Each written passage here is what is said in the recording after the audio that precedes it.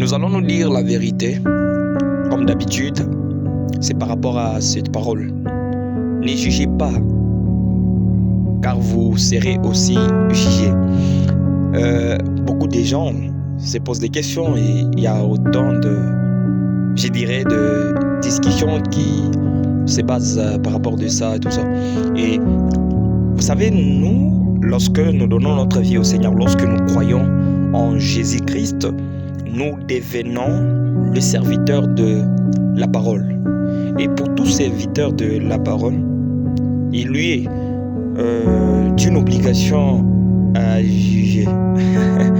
Il lui est d'une obligation à juger. Il peut juger. Tout celui qui est serviteur de la parole de Dieu, il peut juger. Oui, parce que Dieu lui-même est la parole et nous sommes les serviteurs de la parole.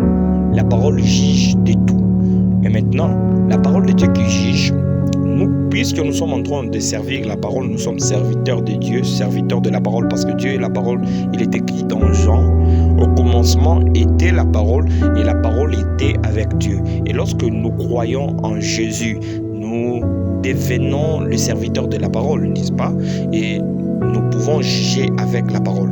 C'est la parole qui juge en réalité, mais puisque nous sommes ses serviteurs, nous sommes ses instruments, la parole, comme elle est écrite, elle ne peut pas parler. Donc c'est toujours un homme qui doit prendre cette parole et présenter à l'autre homme.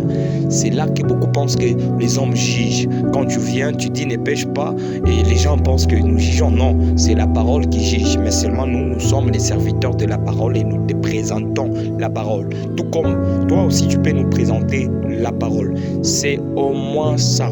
Parce que tu es serviteur de la parole, tu peux présenter cette parole. Alors ce n'est pas un jugement.